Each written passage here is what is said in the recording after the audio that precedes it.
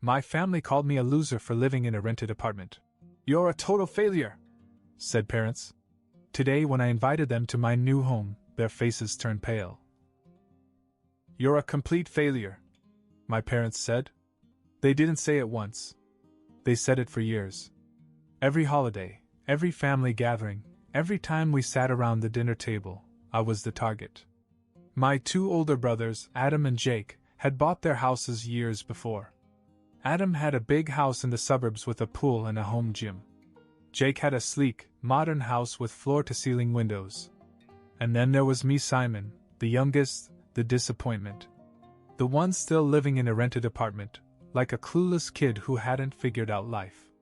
They laughed openly about it. My dad would shake his head and sigh. My mom would say things like, "We're just worried about you," in that condescending tone. Adam would make jokes about how I'd probably be renting forever, and Jake would grin and nod along. But when they needed something help fixing their Wi-Fi, a ride to the airport, money for something urgent, I was suddenly worth talking to. And I knew it. I saw it clearly.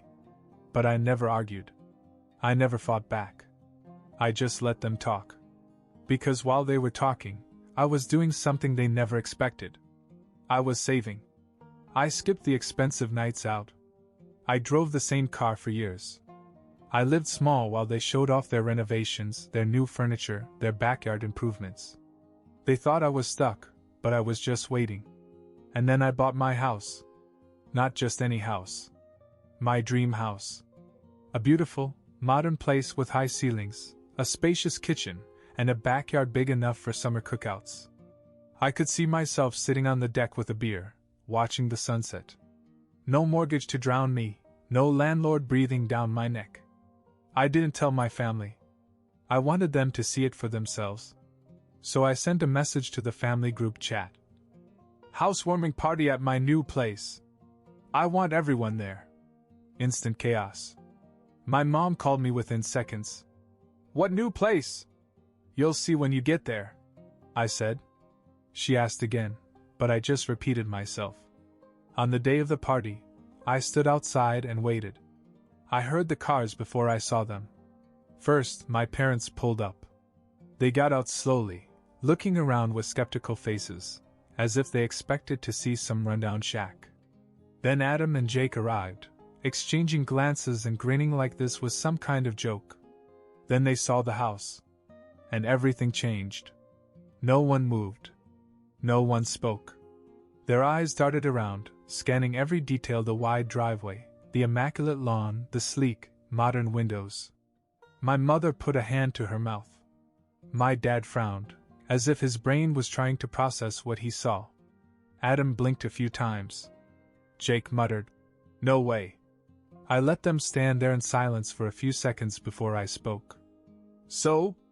Are you coming in or what?" They walked through the house, still stunned. The kitchen, the living room, the bedrooms.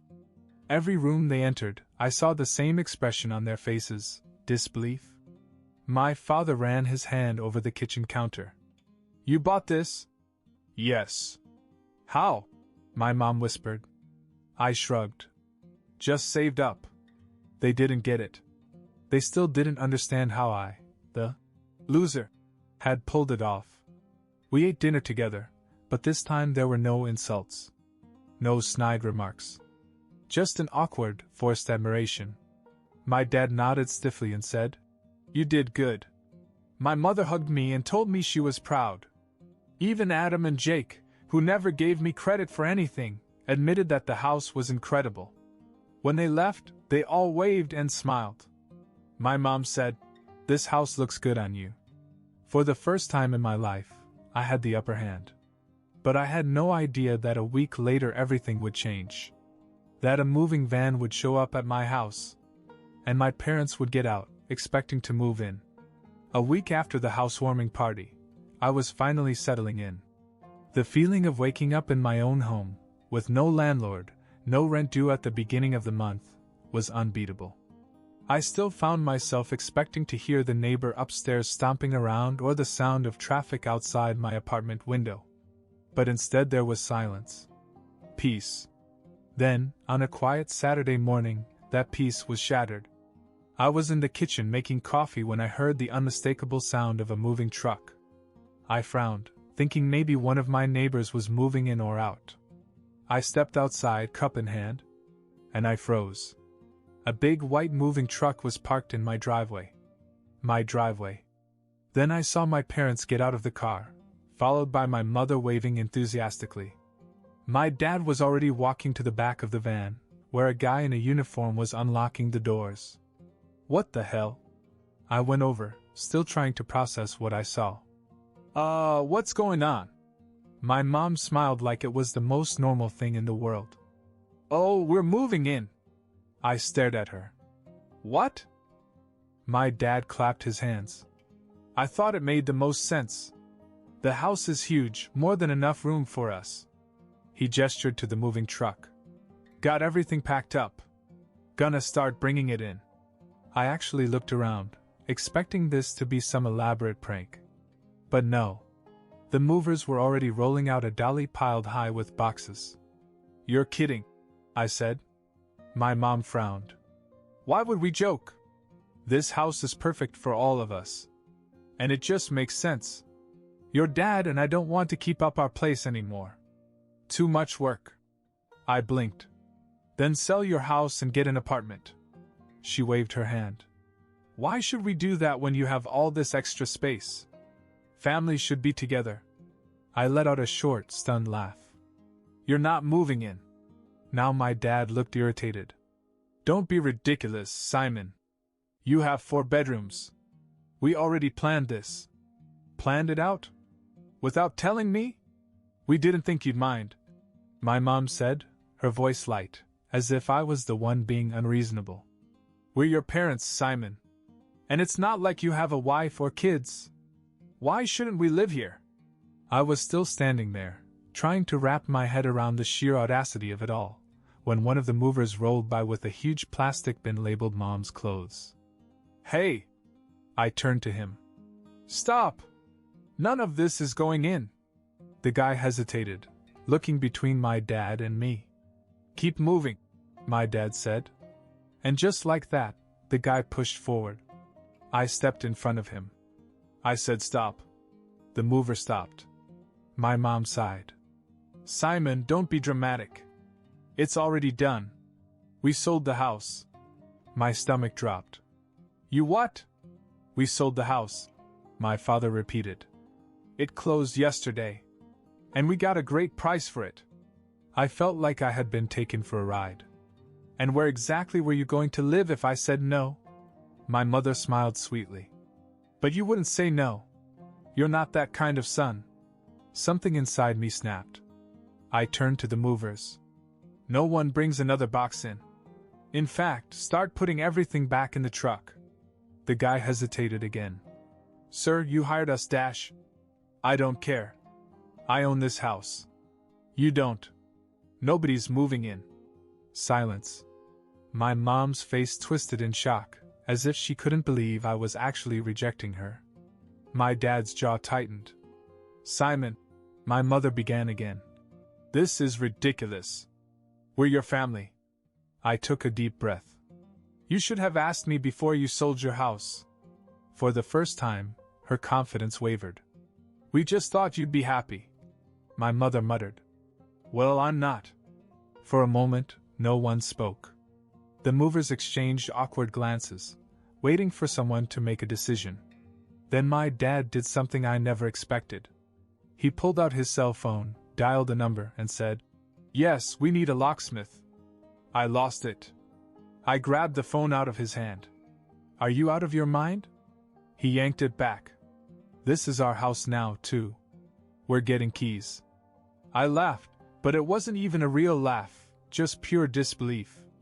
No. You're not. And before they could argue again, I did the only thing I could think of. I pulled out my own cell phone and called the police. I had never called the police on my own parents before. I never thought I'd have to. But there I was, standing in my own driveway, watching movers haul boxes labeled Dad's Tools and kitchen plates into a house they had no business moving into. The 911 operator asked what the emergency was. I told them straight out. My parents are trying to move into my house without permission. I could hear the confusion in her voice. Sir, are they trespassing? They sold their house without telling me and just showed up with a moving van expecting to live here. I told them no, and now my father is trying to call a locksmith to change the locks. That got her attention. She said officers were on their way. When I hung up, my father was still on the phone arguing with the locksmith, telling him to hurry up, because his son was acting crazy. My mother had her arms crossed and looked personally offended, as if I had just spit in her face.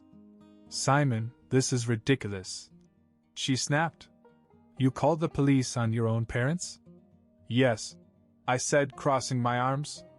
Since you didn't listen the first 10 times, I said no. For the first time, I saw real panic flash across her face. My dad overheard and finally put his phone down. Are you serious? He asked. As serious as the down payment on my house. Adam and Jake weren't here, but I wish they were. I wanted them to see this. The same parents who'd called me a failure, who'd laughed about how I'd never have a house now, they were acting like they owned mine. We stood in silence for several long minutes. Then 2 squad cars pulled up to the house. An officer got out, adjusting his belt. Who called it in? I did, I said, stepping forward. They're trying to move in against my will. The officer glanced over at my parents. My mom immediately went into victim mode. This is just a misunderstanding, she said with a fake little laugh. We are his parents. We sold our house because we thought we were going to live with our son. We raised him. And now he's trying to kick us out like we're garbage. The officer's expression didn't change. Sir, he turned to me. Do you own this house? Yes, I said. I have the deed inside if you want to see it. The policeman nodded, then looked at my father. Did your son invite you to move in? My dad, still angry, put his hands in his pockets. He never said we couldn't move in. I stared at him. What? Yes, I did. Multiple times. The officer turned back to me. Do you want them removed from the property? My mother gasped like she was in a soap opera. Simon, are you really doing this? I didn't even hesitate. Yes. Get them out. The officer sighed and rubbed his temple. He turned back to my parents. All right, you heard him. Pack your things and leave. If you refuse, we'll have to escalate this. My dad opened his mouth as if to argue, but then the second cop, who had been silent the whole time, stepped forward. Sir, he said firmly, don't make this any harder than it has to be. I don't think I'd ever seen my father look so small. The movers, who had been standing awkwardly off to the side the whole time, suddenly started putting things back in the truck. My mom stood there in stunned silence. Then, like a switch flipped, she burst into tears. Simon, we have nowhere to go. I stared at her. Whose fault is that? We're your parents, who made a major life decision without asking me first. I wasn't buying the act. I had seen this routine before. The guilt, the emotional manipulation, the tears when they didn't get their way. It had worked when I was a child. When I was too afraid to stand up for myself. Not anymore. The cops waited while the movers loaded everything back into the truck. My father, still seething, climbed into the driver's seat.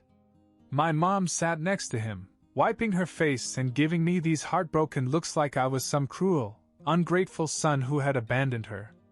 Then they drove off. I let out a breath I hadn't realized I was holding. The officers made sure they were really gone before they went back to their patrol cars. One of them nodded at me. If they come back and try this again, call us. I thanked them and went inside, locking the door behind me. For the first time since I bought this house, it really felt like mine. But I should have known it wasn't over. Because the next day, I woke up to 200 missed calls and texts. And my brother Adam was at the top of the list. I scrolled through them, my stomach clenching. My family group chat was on fire.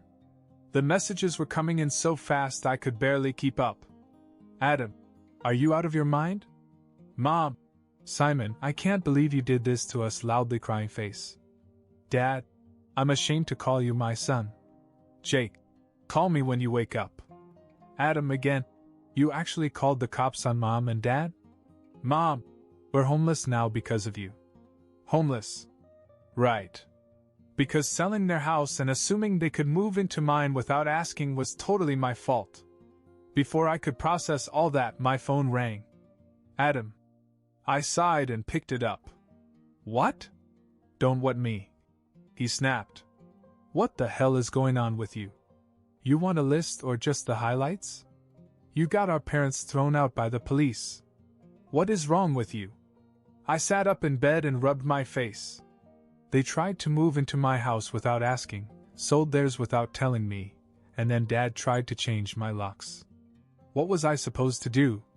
Adam scoffed. Literally anything but call the cops like some heartless psycho. I laughed. Oh, so I should have just let them take over my house. Let them walk all over me like they always do? Yeah, no thanks. You could have let them stay. He shot back. Or help them find a place. I clenched my jaw. They didn't want help finding a place. They wanted my house. Not an apartment. Not a condo. My house. They're our parents, Simon. You don't just leave your family like that. I was about to argue, but then something clicked. Wait a minute, I said slowly. Where are you in all this? If you're so worried about them, why don't they stay with you? Silence. Adam? More silence. I smiled. Oh, let me guess. They didn't even ask to stay with you, did they? That's not the point. He snapped. I laughed again. That's exactly the point. They never even considered moving in with you or Jake because you never let them. But me? The loser who was lucky to even own a house. Yeah, I was the easiest target. Adam sighed loudly. Simon, you have the space dash. So do you. They'd be more comfortable with you dash. Bull. You assumed I was a pushover. That's the real reason. Another pause. Then Adam muttered. Mom cried all night. Maybe she should have thought about that before she sold her house without a backup plan. Adam exhaled sharply. You're really unbelievable. And you're deflecting. He was silent for a few seconds, then he hit me with the classic guilt trip. If Grandma were alive to see this, she'd be ashamed of you. I actually laughed. Dude, Grandma hated Dad. She literally gave her house to Aunt Linda just so he wouldn't get it. Adam cursed under his breath, realizing the guilt trip wasn't going to work. Look, I said, losing my patience. I get that you're mad, but you're only mad because it's easier to blame me than to admit that Mom and Dad screwed themselves. I don't owe them my house just because they're family. Adam was silent again. Then he muttered, Don't expect us to forget that. I rolled my eyes. I wasn't going to. Then I hung up. I sat there for a moment, letting everything sink in. I should have felt bad. A year ago, I would have felt bad.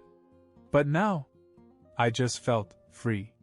But then, before I could even put my phone down, a notification popped up. $2,000 withdrawn from your account. My blood ran cold. What? I opened my banking app. My joint savings account, the one my parents had insisted I open with them years ago, for emergencies, was missing $2,000. I felt sick. Then came another text from my mom. Thanks for helping us out, sweetie. Red Heart will pay you back when we can. And attached was a picture of my dad handing her a brand new iPhone. I stared at my phone, my hands clenched so tightly I thought I'd break the screen. $2,000. Gone. And for what? A new iPhone for my mom? After they tried to steal my house? After they guilted me, called me a disappointment, and turned my own brother against me? I dialed my mom's number. She answered immediately, her voice sweet and innocent. Simon! Hi, honey dash.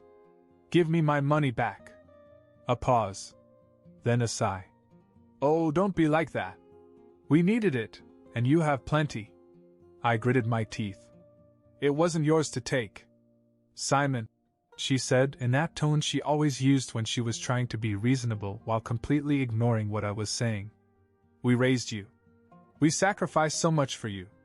Can't you just help us out a little? You didn't ask. I snapped. You just took it. She scoffed. And what would you have said if we had asked? I didn't even hesitate. No. Exactly, she said, as if she had just proven some brilliant point. So what difference does it make? I laughed, but there was no humor in it. It doesn't work that way. Give it back. We can't. I blinked. What do you mean you can't? It's gone. Gone. Just like that. Are you kidding me? It was an emergency. A brand new iPhone is not an emergency. She huffed. Your dad had to do something to cheer me up after you humiliated us like that. I was speechless. Speechless, actually. You can be mad all you want, she continued, but family takes care of each other. And after what you did, this is the least you owe us. I almost started to scream, but then, something inside me just stopped. I exhaled. Slowly. Then I said, All right. She paused. All right, what? All right, I repeated. Keep the money. Silence. Then she asked carefully. Really? Yep. Keep it. I don't care anymore. She hesitated, probably expecting some kind of trick. When nothing happened, she said, Well, good. I'm glad you finally understand. I smiled. Yes. I understand perfectly. And then I hung up. I sat there for a few minutes, just breathing. Then I went into my banking application and closed the joint account. Next, I blocked my mom's number. Then my dad's. Then Adam's, just for good measure. And just like that, silence. No more phone calls. No more guilt trips. No more being treated like garbage until they needed something from me. At first I thought I'd be angry. That I'd stew over it for days. But the more I sat with it, the more I realized something. I had just bought peace. Sure, it was an expensive price. But $2,000 was a small price to pay for the rest of my life without her drama. And honestly, it was the best money I ever spent.